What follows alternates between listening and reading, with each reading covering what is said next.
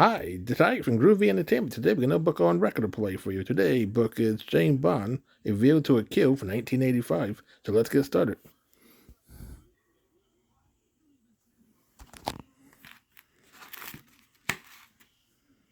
This is your James Bond read-along book.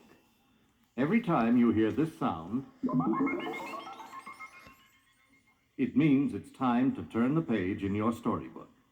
Now, we are ready to begin the exciting story, A View to a Kill. Don't forget to turn the page every time you hear the sound. James Bond, Agent 007, had just returned from his latest mission, recovering a small computer microchip hidden on the body of Agent 003, who had been killed on an icy Siberian glacier. Now, back in London, Bond was seated in the office of N, the head of Her Majesty's Secret Service. Eager for some answers, Bond asked, Now that the microchip is in our hands, could you explain why it was so urgent that we get it before the Russians did? Yes, James. replied M, holding up the microchip. This chip is so powerful that it cannot be damaged even by an atomic explosion.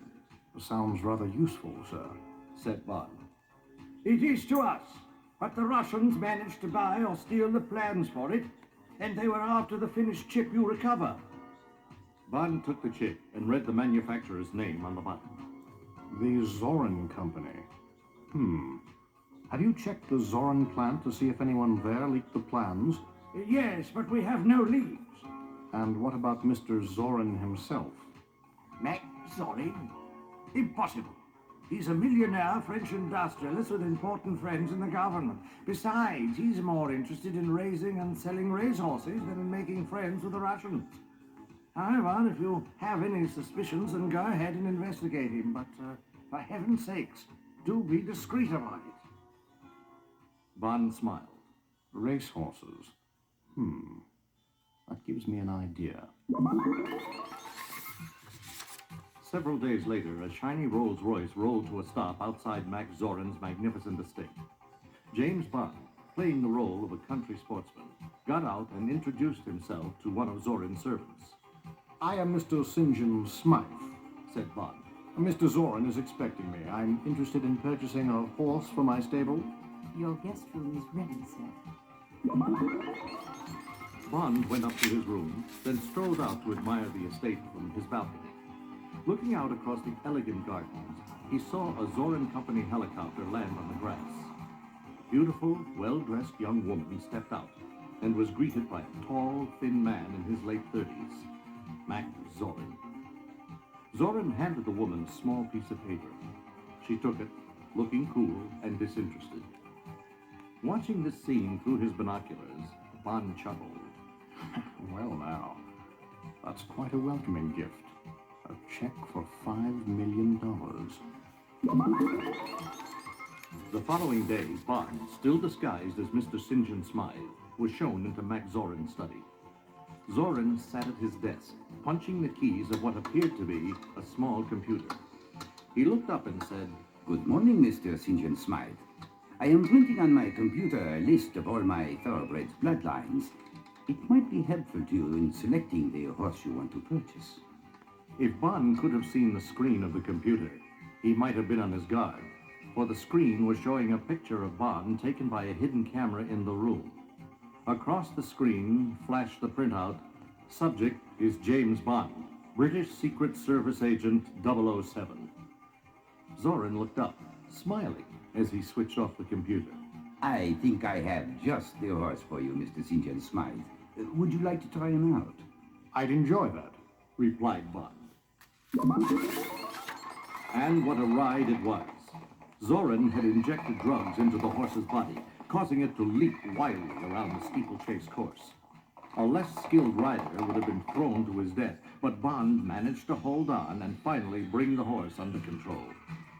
As the two men dismounted, Zorin dropped his false smile and snarled. You're quite a rider, Mr. Bond. Now, let's see how well you swim unconscious. As Zorin spoke, he signaled Mayday, his powerfully strong girlfriend who brought the butt of her gun down hard on Bond's head. When Bond regained consciousness, It was in the back seat of his Rolls Royce, underwater, with the water rising fast. Got to get out. He moaned. Thinking quickly, Bond rolled down the window to let in more water. This permitted him to swim out through the window. Looking up toward the surface, he saw the distorted faces of Zorin and Mayday gazing down. Can't swim up now. With them there. What to do? Then it came to him, the air in the tires. Bond quickly uncapped the air valve and breathed in the oxygen until Zorin and Mayday were gone. Then he swam upwards toward the light, exhausted but safe. Days later, and thousands of miles away, in a Zorin airship floating off the coast of San Francisco, Max Zorin was addressing a group of wealthy businessmen. Gentlemen, I have chosen this place for our meeting so that we will not be overheard. You have all been my partners for many years, and it has been a successful partnership for all of us. You have made money manufacturing products from the secret plans I have stolen and passed on to you. I am now prepared to do the same thing with computer microchips, only on a much larger scale. The room buzzed with excitement, and then one man said, "But microchip production is controlled by manufacturers here in Silicon Valley, California. How do you plan to change that?" By destroying Silicon Valley, gentlemen. This is my project, Main Strike. To join in this project will cost each of you $100 million. Nothing can stop us now. Nothing.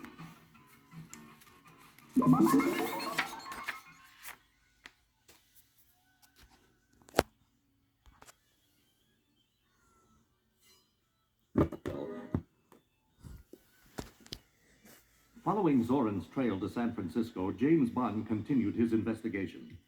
When he learned that Zorin had offshore oil rigs, he put on a wetsuit and secretly spied on them. Discovering that Zorin was pumping seawater into his underground lines instead of oil, Bond wondered, What on earth for? Perhaps I'd better see where those lines lead.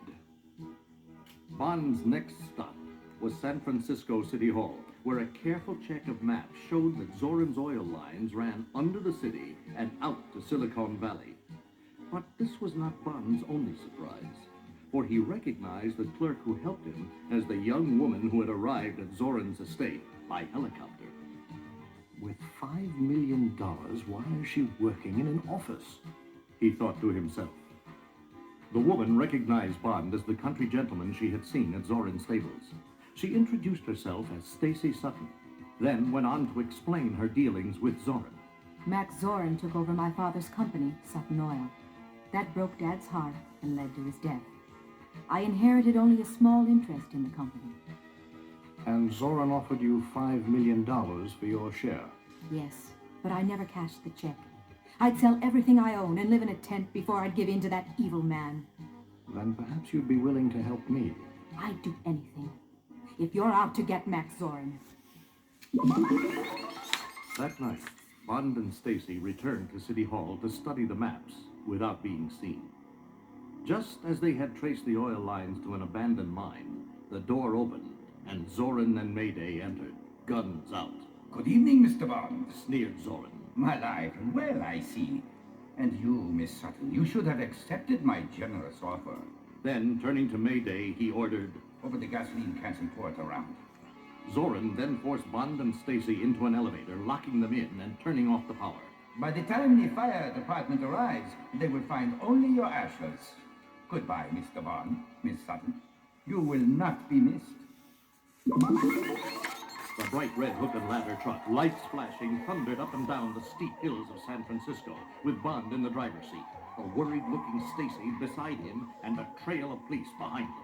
Look, Mr. Bond, or Mr. St. John Smythe, I admit I was impressed with the way you got us out of the burning elevator. But was it necessary to steal a fire engine? And look out! That bridge ahead of us, it's going up!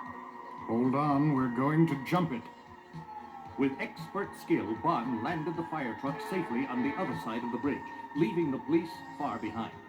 Then he headed north toward the abandoned mine he had located on the map.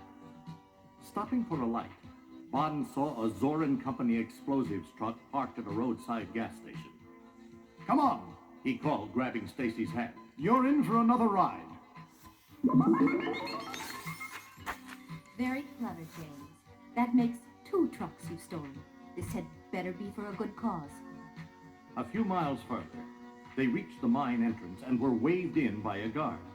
After parking the truck and changing into workman's clothes, 007 and Stacy hopped onto a flatbed car behind a pile of explosives as the car started down into the mine. They jumped off after passing a huge half-dome-shaped detonator and made their way to Zoran's dimly lit office.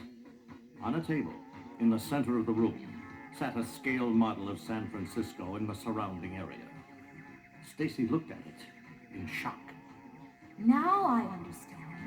Zoran's oil lines run under this entire area, including the crack in the earth we call Hayward Fault. The water he's pumping into these lines will... Split open the fault and cause an earthquake. Came Zoran's voice behind them. You'll kill millions of innocent people. Gasped Stacy, whirling around to face Zoran. Don't bore me with your concerns for innocent people. Sneered Zoran. At that moment, Bond grabbed Stacy's hand and made a dash for the door. Zoran screamed in fury. Guard the entrance! Don't let them out! 007 and Stacy raced through the dark tunnels of the old mine, chased by Mayday and her thugs. By now, water was leaking in all around them. This passage will be flooded in minutes. We must get out. Exclaimed Bond. At that moment, at his control panel, Zoran announced, Arm the detonator. We are ready to flood the fault. But Mayday and the workmen are trapped in there. cried a guard. No matter. It is a convenient way to get rid of them. Moments after Zoran had pushed the detonator button, the tunnels began filling with water. Bond had just managed to push Stacy out of the top of the air shaft as millions of tons of mud and water closed in on him, sweeping him and Mayday back inside the tunnel. In his office, Zoran looked pleased. Time for me to depart and leave them all to drown like rats. He pressed a button, and a secret roof opened.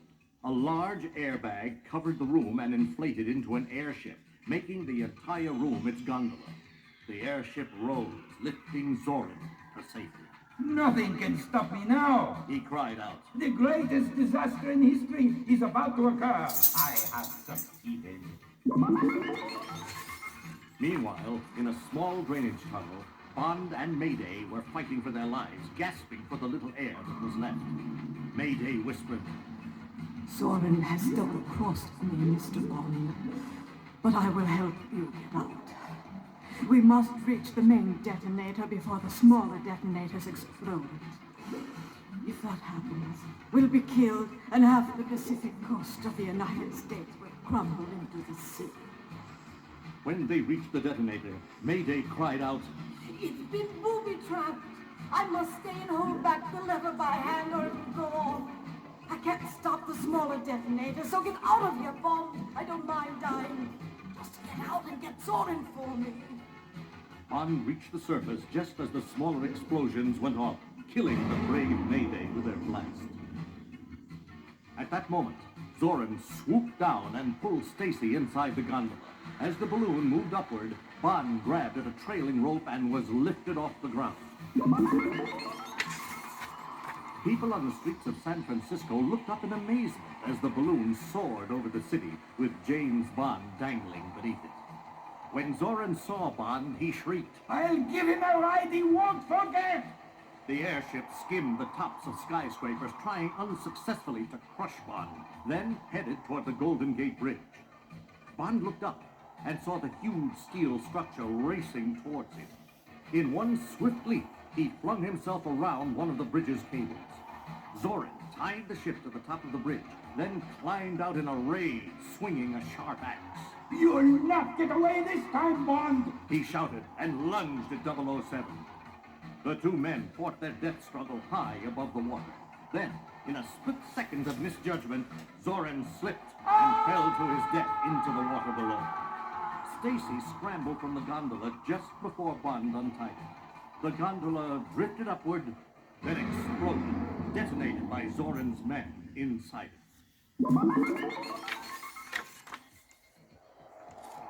Well, how do you like the view? asked Bond as he and Stacy stood on a girder high atop the bridge. It's a lot clearer now, with Zorin gone and the city saved. She replied. How about dinner in Chinatown? Asked 007. Sounds wonderful, James. Just wonderful.